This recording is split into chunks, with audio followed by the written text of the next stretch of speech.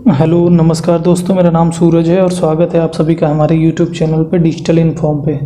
दोस्तों आज मैं इस चैनल पे अपने एक्सेल कोर्स शुरू करने जा रहा हूँ। अभी तक आपने यूट्यूब पे जितने भी एक्सेल के वीडियोस देखे होंगे वो आपको या तो स्प्लिट के फॉर्म में मिले होंगे या फिर पर्टिकुलर एक फंक्शन पे या फिर पर्टिकुलर एक टैब पे, लेकिन मैं यहाँ बेसिक टू एडवांस सिखाने वाला हूँ और एकदम ज़ीरो से शुरू करूँगा। यदि आप कोई भी जो भी एक्सेल सीखना चाहते हैं, जो चाहते हैं कि कोर्स करना चाहते हैं और वो फिज़िकली कहीं जाके कोर्स नहीं कर सकते, तो यूट्यूब पे उनको कंप्लीट कोर्स मिलेगा।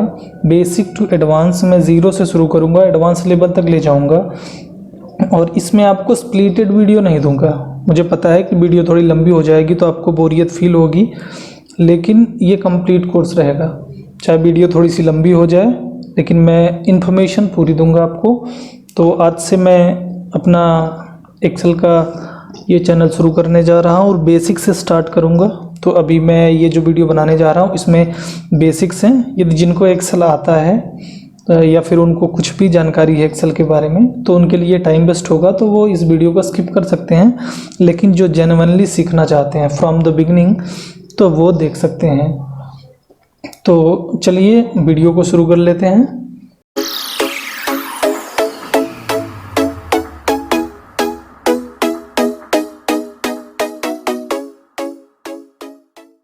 तो सबसे पहले मैं बता दूं कि एक्सेल ओपन करने से पहले आप जब सिस्टम पे जाते हैं, सिस्टम ओपन करते हैं, तो आपको एक्सेल कैसे मिलेगा, कैसे उसकी वर्कबुक बनाएंगे, फिर उसको ओपन कैसे करेंगे, ठीक है। तो सबसे पहले मैं आपको स्क्रीन पे दिख रहा है कंप्यूटर, और अब आपको यदि एक्सेल ओपन करना है तो एक्सेल ओपन करने के बहुत सारे तरीके हैं, तो वन बाय वन देख लेते हैं। तो आप एक्सेल सबसे पहले तो आप यहाँ पे जाके न्यू पे जाके यहाँ पे माइक्रोसॉफ्ट एक्सेल वर्कशीट ओपन कर सकते हैं। यहाँ से क्रिएट करेंगे तो ये नई वर्कबुक क्रिएट हो गई। आप इसको कुछ भी नाम दे सकते हैं। यहाँ पे ये क्रिएट हो गई,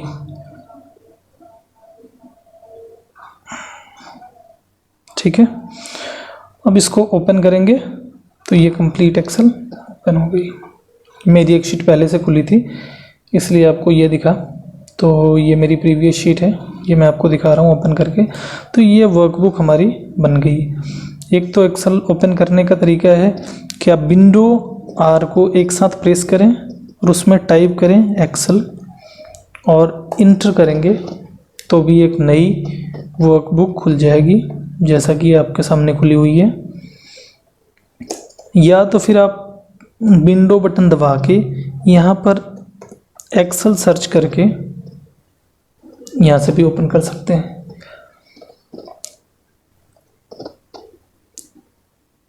तो आप इस तरीके से एक एक्सेल की शीट को ओपन कर सकते हैं।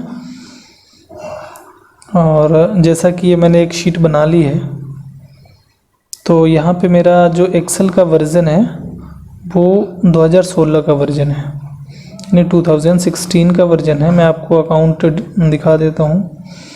यहाँ पे अकाउंट इन्फॉर्मेशन पे देख सकते हो मेरा ये माइक्रोसॉफ्ट ऑफिस प्रोफेशनल प्लस 2016 है। अब आपका हो सकता है आप 2010 में कर रहे हो या 2007 में, तो थोड़ा सा वेरिएशन हो सकता है लेकिन चीज़ें सब वही रहेंगी।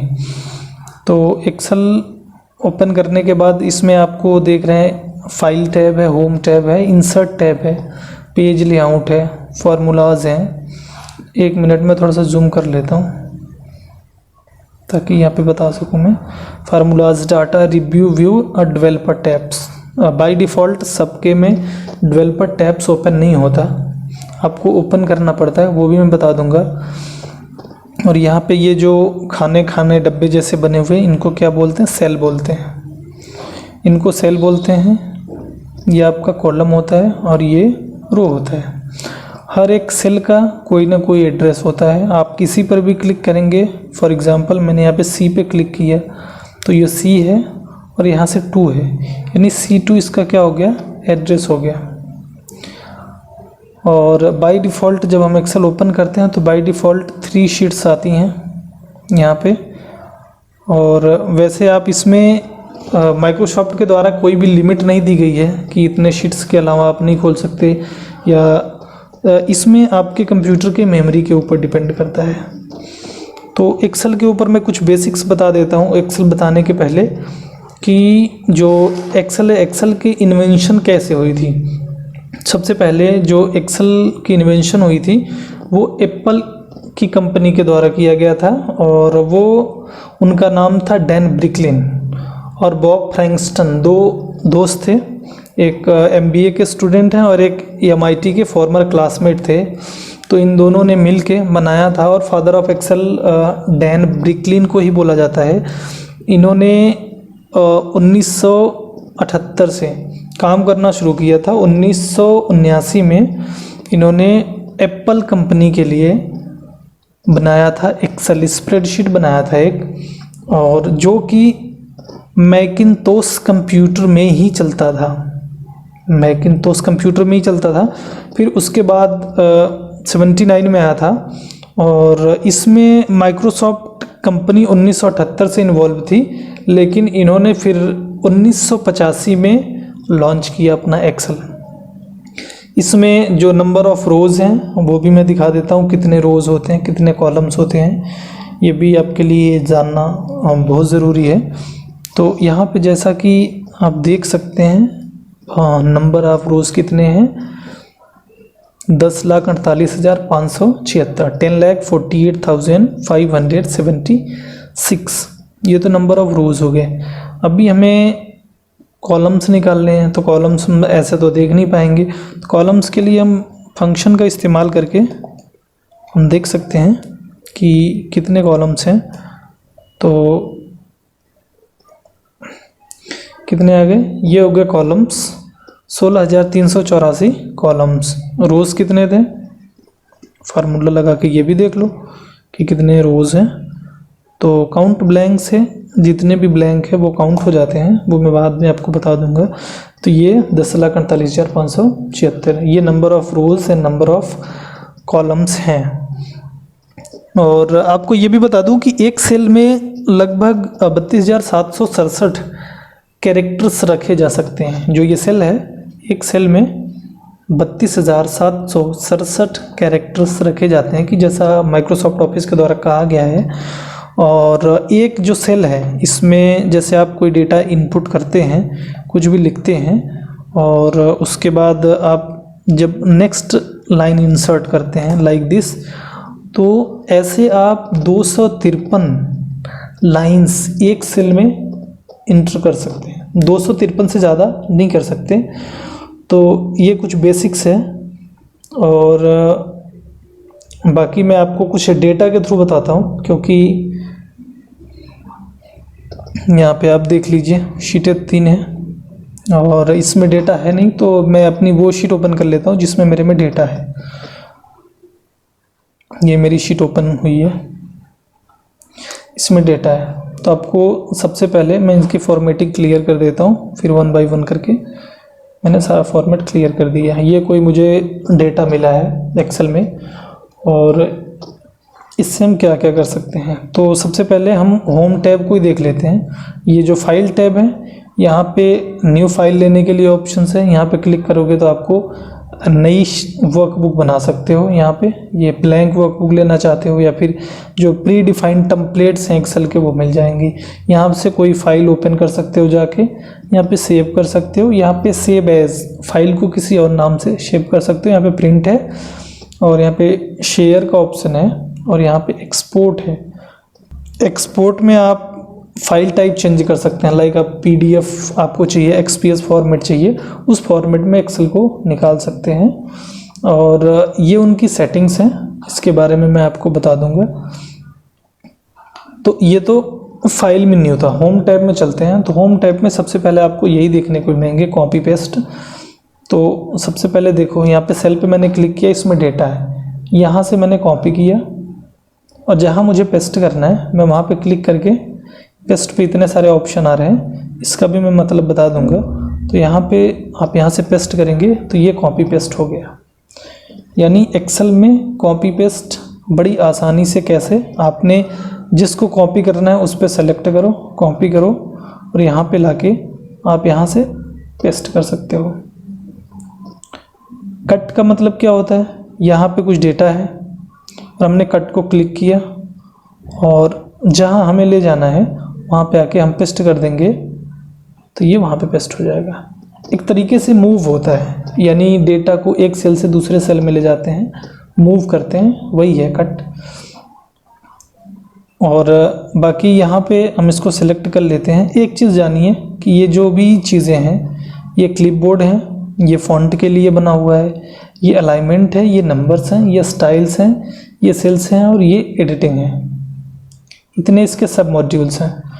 तो यहाँ पे अब हम चलते हैं। क्लिपबोर्ड तो आपने देख लिया, फॉर्मेट पेंटर अभी बताऊंगा यहाँ से बताने के बाद। तो ये है जिससे हम टेक्स्ट को बोल्ड करते हैं। बोल्ड मीन्स थोड़ा सा मोटा, ये देखो ब्लैक में मोटा हो गया तो ये हो गया बोल्ड। इसको बोलते हैं इटैलिक। यहाँ पे क्लिक करने पे आपका इटैलिक हो जाएगा और ये टेक्स्ट के अंदर अंडरलाइन कर देगा, यानी जो भी होगा चाहे नंबर हो चाहे टेक्स्ट हो वो अंडरलाइन कर देगा। यहाँ से आप डबल अंडरलाइन भी कर सकते हैं ऑप्शन से जाके, तो ये डबल अंडरलाइन दिखाएगा। आप देख सकते हैं डबल अंडरलाइन दिख रहा है, ये डबल अंडरलाइन हो गया।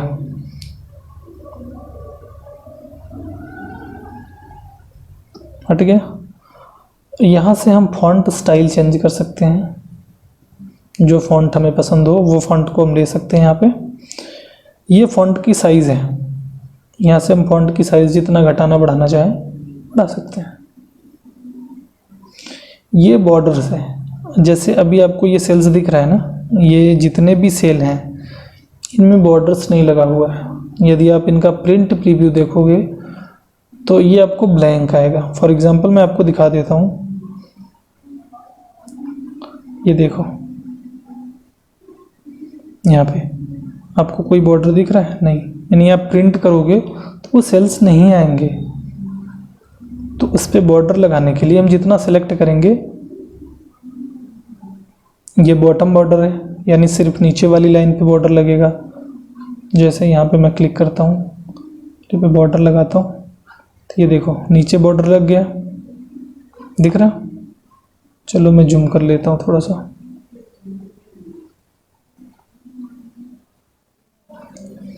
यहाँ पे लाइन लग गया। अब मैं टॉप पे लगाऊंगा तो टॉप पे लग जाएगा। लेफ्ट राइट नो बॉर्डर तो सारे बॉर्डर हट जाएंगे, कोई बॉर्डर नहीं है। ऑल बॉर्डर कर दिया तो कंप्लीट बॉर्डर लग जाएगा, यानी जितने में भी हमें बॉर्डर लगाना है हमने ऑल बॉर्डर पे सेलेक्ट करना है तो ये हो जाएगा। तो ये बॉर्डर लगाने के लिए, ये है फील करने के लिए। थीम कलर है, आप जहाँ जिसको भी सेलेक्ट करेंगे तो फील पे जाएंगे, फिर आप जो कलर भरना चाहें वो भर सकते हैं।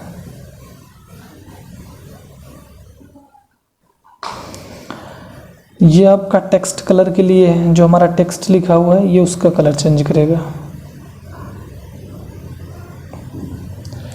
अब फॉर्मेट पेंटर का क्या मतलब है, जो आपका उसमें से छूटा था मैं आपको बता देता हूँ कि अभी मैंने क्लिपबोर्ड में आपको कॉपी पेस्ट बताया था और कट पेस्ट भी बताया। तो फॉर्मेट पेंटर बेसिकली क्या होता है, जैसे हमने ये फॉर्मेट तैयार कर लिया कि हमने फ़ॉन्ट के कलर चेंज किए और इसमें कुछ फील दिया, तो यहाँ से हम फॉर्मेट पेंटर पे क्लिक करेंगे एक बार और उसके बाद जहाँ क्लिक करेंगे तो ये फॉर्मेटिंग वहाँ पे अप्लाई हो जाएगी। टेक्स्ट नहीं आएगा, डेटा नहीं आएगा, सिर्फ फॉर्मेट ही यहाँ पर आएगी। जैसा कि आप देख सकते हैं यहाँ पे सिर्फ फॉर्मेट ही आया, जितना बड़ा था उतना फॉर्मेटिंग हो गई, लेकिन डेटा हमारा सेम का सेम है। तो ये है फॉर्मेट पेंटर का मतलब। अब यहाँ पे आते हैं अलाइनमेंट पे। तो अलाइनमेंट बेसिकली क्या है, ये टेक्स्ट को अप करने के लिए है, यहाँ पे जैसे एकदम ऊपर हो गया। ये मिड में रखने के लिए है, सेल में कुछ भी कंटेंट हो, चाहे नंबर हो चाहे टेक्स्ट हो, और ये एकदम नीचे रखने के लिए ये अलाइनमेंट है। साइड ये आप देख लो, है ना।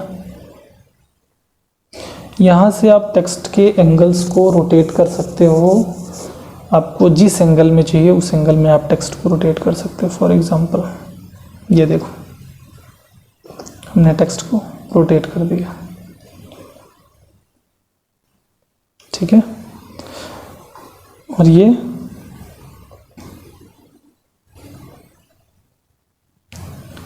आपके जो भी इनपुट है सेल में, ये तो अलाइनमेंट है, ये भी एक प्रकार का अलाइनमेंट है, ये भी आपको लेफ़्ट राइट ही ले जाएंगे। अब आते हैं रैप टेक्स्ट में। कभी कभी क्या होता है कि हम कुछ ऐसा टेक्स्ट लिखते हैं जो कि हमारे पूरे सेल में नहीं आता, पूरे सेल में नहीं आता, लेकिन नीचे देखा जाए तो उसका स्पेस रहता है। और रैप करने पे क्या होता है ना, वो टेक्स्ट कई वर्डों में बट के नीचे तक आ जाता है, तो इसी को बोलते हैं रैप टेक्स्ट। अभी आपने देखा ये पूरा लिखा हुआ था, इतने जगह में नहीं एडजस्ट हो रहा था, लेकिन मैंने रैप कर दिया ना तो इतने जगह में ही एडजस्ट हो गया, है ना, तो इसको बोलते हैं रैप। अब मर्ज एंड सेंटर, जैसे आपको 2 सेल है, मान लो हमें हेडिंग एक ही चाहिए, इतने सारे नहीं चाहिए, तो यहाँ पे मर्ज एंड सेंटर पे कई ऑप्शंस होते हैं। एक तो मर्ज एंड सेंटर होता है, इसको हम करेंगे तो ये सारे सेल मर्ज हो जाएंगे। 2 करके दिखाता हूँ, टेक्स्ट एक, ये हो गया 2 सेल एक से बन गया ना, ये तो था मर्ज एंड सेंटर। अब मर्ज क्रॉस में बताता हूँ, ये अलग अलग हो गया है, ये इसलिए नहीं दिख रहा है क्योंकि यहाँ से बॉर्डर हट गया, मैं बॉर्डर लगा देता हूँ।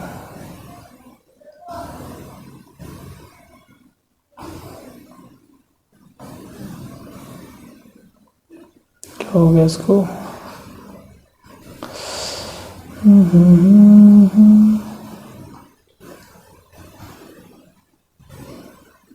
अच्छा जी। तो अब मर्ज क्रॉस, जैसे मैंने इतना सेलेक्ट कर लिया, अब मैं यहाँ पे जैसे ही मर्ज क्रॉस पे क्लिक करूँगा, ध्यान देना, ये आपस में मर्ज हो गए, लेकिन ये बीच वाली लाइन मर्ज नहीं हुई। यदि मर्ज एंड सेंटर करते तो ये सारा मर्ज होकर एक हो जाता, लेकिन हमने यहाँ पे क्या किया, मर्ज क्रॉस किया। तो मर्ज क्रॉस करने पर यही होता है। सेल को मर्ज करने के लिए देखो यहाँ पे अगला ऑप्शन क्या है, ये हमने जितने भी सेल को सेलेक्ट करके मर्ज किया वो मर्ज हो गए, एक हो गए। एक तरीके से आप कह सकते हैं मर्ज एंड सेंटर का ही हो। और यहाँ से हम अनमर्ज कर सकते हैं, जैसे ये हमने मर्ज किया हुआ है, यहाँ पे मैं इसको जाके अनमर्ज कर देता हूँ, ठीक है, ये सब हो गया, इनकी फॉर्मेटिंग बदली है तो ये सही होगा, ठीक है। ये हमने मर्ज किया था, इसको अनमर्ज कर देता हूँ, ये भी हो गया, ठीक है। तो आई होप कि आपको क्लिपबोर्ड फॉन्ट अलाइनमेंट यहाँ तक समझ आ गया होगा। और इसके बारे में मैं आपको एक चीज़ और बता दूँ, यहाँ से आप बैक करके जितने भी प्रक्रिया किए यहाँ पे अंडो और रीडो कर सकते हैं। तो ये जो अंडो रीडो की कैपेसिटी होती है, ये जो माइक्रोसॉफ्ट ऑफिस के द्वारा बताया गया है, ये उन्होंने बताया कि हम अंडो रीडो 100 टाइम्स कर सकते हैं। यानी अंडो हम कितनी बार कर सकते हैं, 100 टाइम्स कर सकते हैं। और बाकी डिपेंड करता है कि आपके कंप्यूटर की मेमोरी कैसी है, आपके कंप्यूटर में टोटली कुछ चीज़ें हैं जो कि मेमोरी पे डिपेंड करती हैं, जैसे इसमें कितने शीट्स क्रिएट हो सकते हैं, ये भी मेमोरी पे डिपेंड करता है, उसके प्रोसेसर पे डिपेंड करता है। और बाकी यहाँ पे अंडो 100 टाइम्स हो जाता है। और हम अब इस फाइल को सपोज हमें सेव करना है, सेव एज किया हमने, मुझे लोकेशन, चलो मैं डेस्कटॉप ले लेता हूँ, डेस्कटॉप के बाद कुछ भी नेम दे देता हूँ, चलो मैं टेस्ट ही लिख देता हूँ, टेस्ट लिख दिया। अब ये जो मैं लिख रहा हूँ यहाँ पे नेम, ये नेम और ये जो हमारा फाइल पाथ है, इन टोटल को मिला के इनके कैरेक्टर्स 218 ही होने चाहिए। इससे ज़्यादा कैरेक्टर्स एक्सेल सेव नहीं करता फाइल में, ये हमेशा याद रखना। कितने, 218 characters including your path and name, कितने, 218 कैरेक्टर्स ही सेव करता है। तो यहाँ से मैंने सेव कर दिया, ये फाइल सेव हो गई, ठीक है। अच्छा, इसकी जूमिंग कैपेसिटी मैं बता देता हूँ, ये 10 से 400 तक जूम इन जूम आउट हो सकती है। यहाँ पे अभी देख सकते हैं 10 है, और इसको हम करके जूम करके 400 तक ला सकते हैं। ये है सबसे ज़्यादा जूमिंग और ये है सबसे कम जूमिंग। तो आई होप कि वीडियो काफ़ी लंबा जा रहा है, इसलिए आपको भी बोरिंग लग रहा होगा, इसलिए मैं इसको अब क्लोज़ करता हूँ। इस वीडियो में इतना ही। इसका नेक्स्ट पार्ट जो आएगा वो आएगा नंबर, स्टाइल, सेल्स और एडिटिंग पे एक साथ, और उसके बाद insert, page layout, formulas, data, review, view. यहाँ तक मैं आपको सारे टैब्स के बारे में पहले बताऊँगा। देन वी स्टार्ट फंक्शंस, जितने भी फंक्शंस हैं, फार्मूलाज हैं, उनको करेंगे, अर्थात हम बेसिक से एडवांस लेवल तक ले जाएंगे। तो जिनको बेसिक आता है वो बेसिक को छोड़ सकते हैं, और मैं प्लेलिस्ट बना दूंगा बेसिक की और एडवांस की और मॉडरेट लेवल की, तो जिससे कि आप समझ सके कि आपको क्या देखना है, आपको बेसिक देखना है, एडवांस देखना है, मॉडरेट लेवल देखना है। तो आज के लिए इतना ही बस। Thank you so much.